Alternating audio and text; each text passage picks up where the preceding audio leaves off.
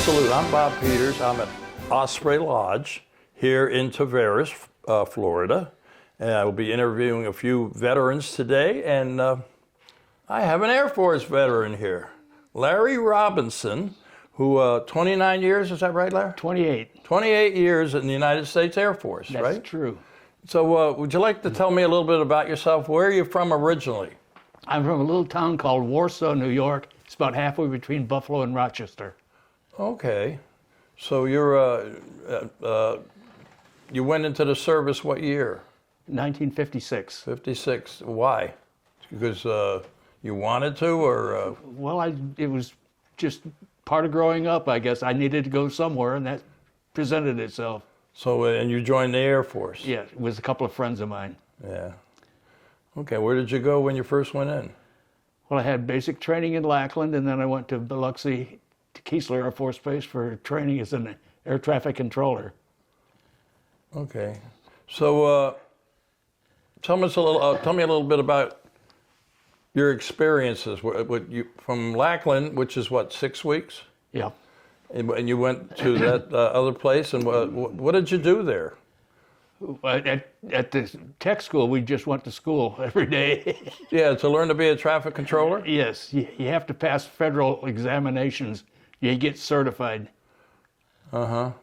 So when you say air traffic controller, I think of the guys that are out at the airport and they just tell planes to land and take off, or is that basically what you did? Basically. Yeah. So how many, what kind of planes did you have there? Oh. I mean, well, 56 is right after. Yeah. Right after Korea. But the first base I was at, they had B-47 bombers, reconnaissance versions. B-47, that's 4 engine, 2 engine? 6-engine jet. Yeah. Okay. And why the Air Force? Why did you go to Air Force? Well, we just sat and chatted about it. Some of my friends at school that graduated with me.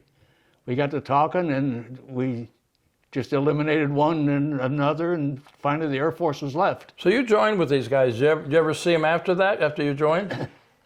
One of them I did. The other committed suicide. Oh, sorry to hear about that. Yeah, and so I didn't see him again. Yeah. And the other one, I met him, he was in security service, and so we didn't get to hang out together too much. Okay. But what was it like to be an air traffic controller? I mean, you said I had to take a lot of tests and everything, right? Yes, you have to be certified every year. There's very strict rules on how you handle airplanes, which is necessary, I suppose. But they keep you on your toes. You have to take an open book test every year to get recertified.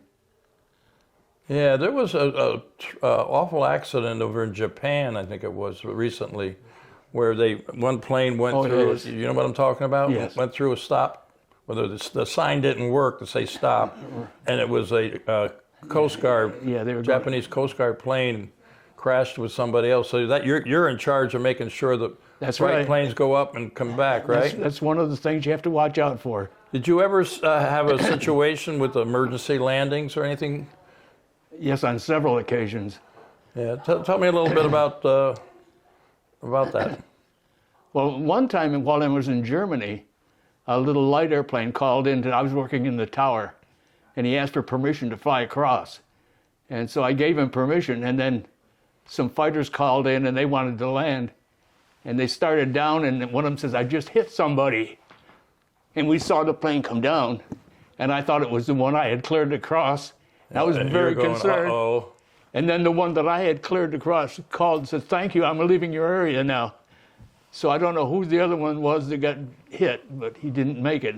Yeah, he probably didn't ask for clearance, right? He probably just... He snuck in. Yeah. That had to be a scary moment. It was. You know. I remember when I was overseas, we had a B-52 that blew up at the end of the runway. It was getting ready to take off. Wow. Yeah. But, so you were with mostly bombers, or what kind of planes were you stationed at? I was just about every kind of base you can imagine. I I started out at a SAC base, went to a TAC base with Tactical Air Command, and towards the end of my career, I opened up a new office in Europe. Well, I didn't open it; I was present. But they, in America, aircraft flying with special missions, they have a service that reserves airspace for them called Central Altitude Reservation Facility. They decided to open one in Europe so we could handle military operations over there. And I was one of the 13 people that opened that office. Oh, that's cool. That's cool. What rank were you when you got out? I was Senior Master Sergeant. Oh, okay. You were up there then. Yeah. Yeah. So how many different bases? Did you go all over the world or? Yes, I was in Japan 3 times, Korea, Okinawa, Germany twice. I was attached to the RAF in London for about 6 months, and several bases in the States, including Patrick over on the coast. Wow. In So fact, you I was got working. to see the world. Yeah, I got to listen onto the squawk box when they had that accident on that killed the astronauts. Oh yeah. When it blew up on takeoff. No, this is the one- the one that's coming back. The one before that, where they used to use flammable gas in the cockpit, and it caught fire. Oh, that was Gus Grissom in those, right? Yeah, way back when. Yeah. I remember. You got to remember, I did this a long time ago. Yeah, we're showing our age now. Yes, we are. Oh well, but what was your favorite place to be? I would think that being in Europe. I mean, I really like Europe. Japan, Japan, hands down. really? Why is that? The people have such a great outlook on life, and they go out of their way to be friendly. Yeah, I found that in Thailand when I was in Thailand. Yeah. The Thai people they call it the land of 1,000 smiles, and they really They're they very treated me nice. Yeah. So you went 29 years, right? 28. 28 years. Oh, I keep trying to give you more time, And what did you do when you got out? How old were you when you got out? Oh, I'd have to sit and figure that one out on a piece of paper.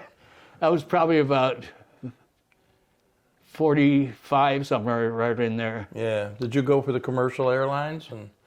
No, there's a limitation. If you're over a certain age, you can't apply. Oh, And really? I had exceeded the age limit. But I went to Champion Products that makes sweatshirts and T-shirts and uniforms, and got a job as an artist in the graphic art. Oh, you Area. can draw? I used to be able to when I could see what I was doing, but my eyes are bad now. Yeah.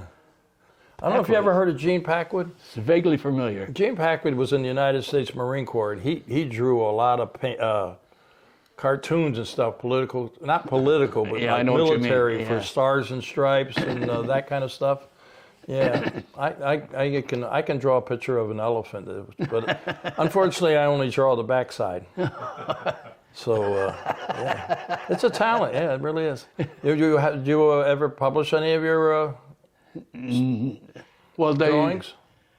I just made the designs to silk screen on like a sweatshirt or okay. something, or the team uniforms. Yeah. We did all the colleges and a lot of the NBA. Okay. Well, that sounds like it was a good career. Yeah. So you started out in New York when Yes. you were born, and you traveled all over the world, and you wound up down here in Florida. When did that happen? Well, when I retired to my hometown naturally. And then after a while, I talked with my wife and we decided we didn't like the cold weather anymore. So we came down here to buy a house in Tampa and stopped on the way to visit a friend of mine over in Eustis and bought a house in that park. Okay, so you lived in Eustis for a while. Yes. Yeah, that's a nice town. It's a nice town. So if you had to sit down and say, my favorite memory of my career in the Air Force was... I guess that when I was attached to the RAF in London, they have a place called the Airspace Utilization Service. And they had said they were having trouble understanding some of our messages when we wanted to reserve airspace. And they asked if somebody come over as a liaison. So they sent me over there for that. And I got right in. They gave me a desk, and I was working with them. And I got to schedule the flyover for the Queen's Jubilee celebration. Oh, really? Yeah. Well, that had to be cool. That had to be cool.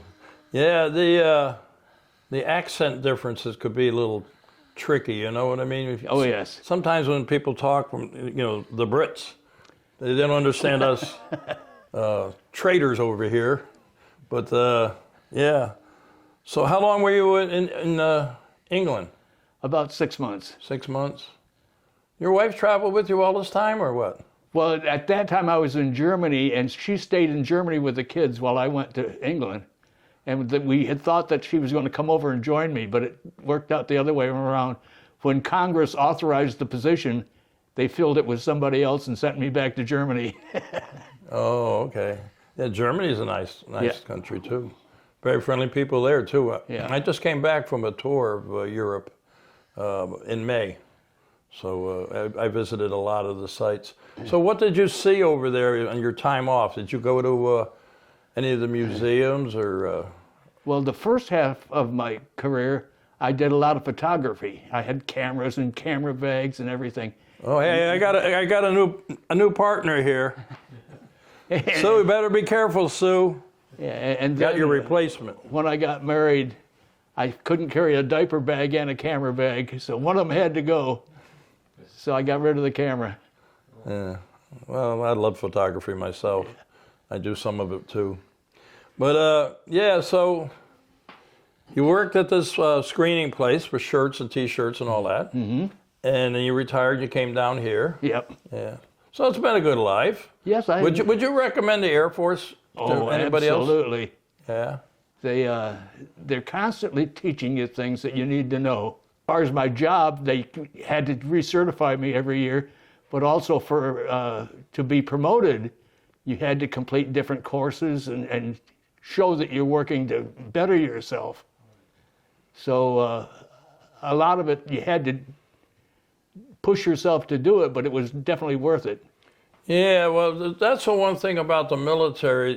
They give you an opportunity to get college courses and better yourself that way. That's A lot of right. people use the military to get their Right. college education through the GI Bill and all. Yep.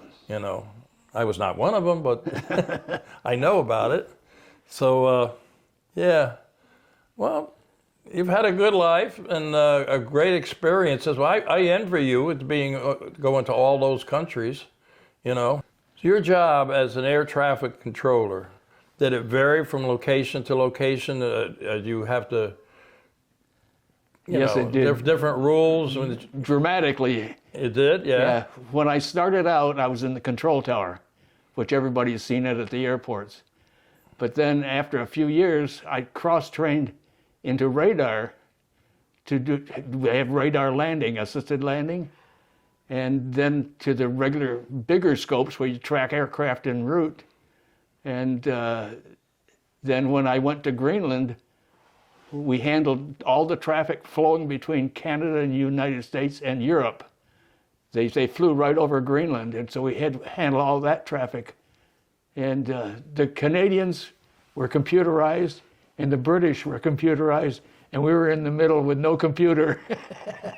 Well, that's changed nowadays, I'm sure. Oh, well, they probably don't put a computer up there anyway.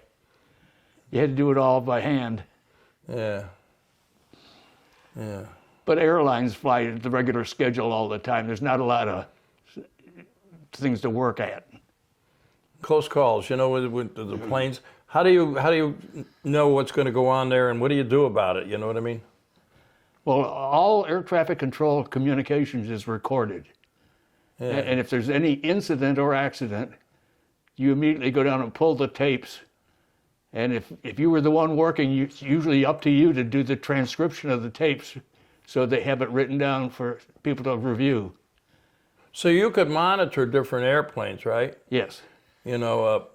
Like air traffic controllers. There's several of them in the facility, right? Correct. So are you assigned a certain amount of planes, and they're assigned? I would think that you guys would all have to see the same planes. Yeah, they hand it off from one to another.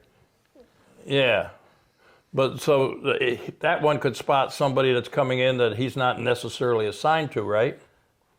Well, you usually have pretty good track of everybody that's in your screen. Yeah. Oh, over an area. Yeah. Yeah.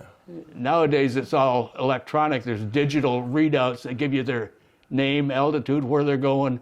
You don't even have to ask them anymore. You just look at the blip. That's amazing. It's amazing. That's a lot of work, a lot of pressure, you know? It is a lot of pressure. I mean, you can't say, well, turn right here, and, you know. When I first started in air traffic control, my first assignment, it was a very busy airport, and I'd get so strung out that when I got off work at 4 o'clock, I couldn't eat because my stomach was churning. And by the time my stomach straightened out, the chow hall was closed. Well, then they invented McDonald's and Burger That's King, it. right? You can always find a snack. Yeah. So, yeah. So, other than that one close call you told me about where somebody hit that other plane, you have any others that you remember? Hopefully not too many, right? No, not too many. There's one that shows how silly I was. We had an Army and Air Force football game at our base, and I was working in the control tower.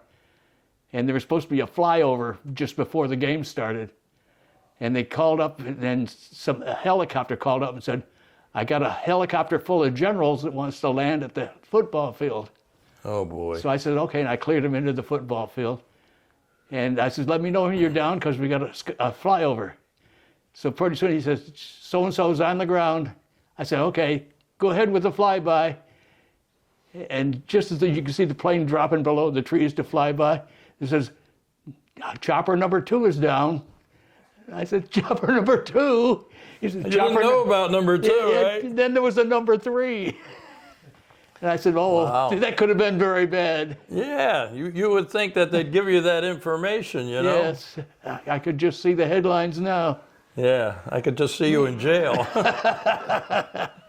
Yeah. Well, it all worked out well, right? Yes. Yeah. So you communicate with the planes and helicopters, right? Oh, yes. Oh yeah. I would think I just thought air traffic controllers were just basically airplanes. But I guess if being around an airport, you'd have to know everything that's flying around there. Yes, and you're constantly training people. We have trainee controllers all the time, and they have to tell the pilot, this is a trainee controller. And when I was over here at Patrick, we had a airliner that came in all the time there. And they put him on and said, this is a trainee controller. And the guy says, can I ask you a question? Do you have any rated people down there? Because every day he'd heard trainees. Yeah. Yeah. You know, I can remember, you remember Chernobyl? Yes. When we had a plane from Russia come in. It was the world's largest airplane at the time, I gather. But they brought a young girl who got radiation exposure and everything. They brought her to the country. They landed in Hartford, you know, and I still have some of the video of that plane. It was the biggest airplane I've ever seen. You know, it was 35 feet from where the pilot sat to the ground. Wow. And the cargo bay was 17 feet high. And of course, the pilot and everybody was up on the next level. Way up top. You know, and I could stand up inside the jet engine. That's how big these things were. Have you ever been around any of those large ones? Well, I can remember when the C-5 transport came out.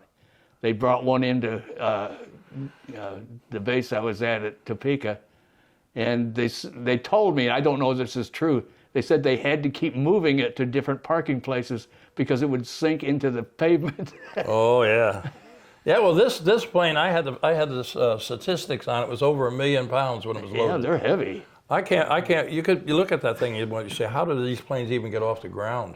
Yeah, the big planes like that have special procedures you have to use because the wake turbulence behind them is really dangerous. Yeah. Well, C5A, I remember them. They came in right around the time I was getting out, you know. Mm-hmm. But it's amazing the stuff they fly nowadays, you know. Absolutely. So, are you ready to go back to work as an air traffic controller now, or what? Oh, I don't think that'd be possible now. I can't see and I can't hear. Oh, well, then you could be a politician. Yeah, I could be a politician. Yeah, that's a joke. Don't send letters or cards, okay? I want to thank you for this interview. Is there any one particular thing you'd like to talk about before we say goodbye? Not that I can think of at the moment.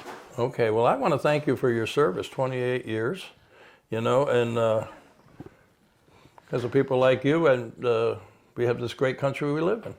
Thank you. So we're going to look at that camera right there. And when I say salute, we're going to salute. You ready? Ready. To all our veterans out there, active military and their families, we salute you for all you do. Till next time.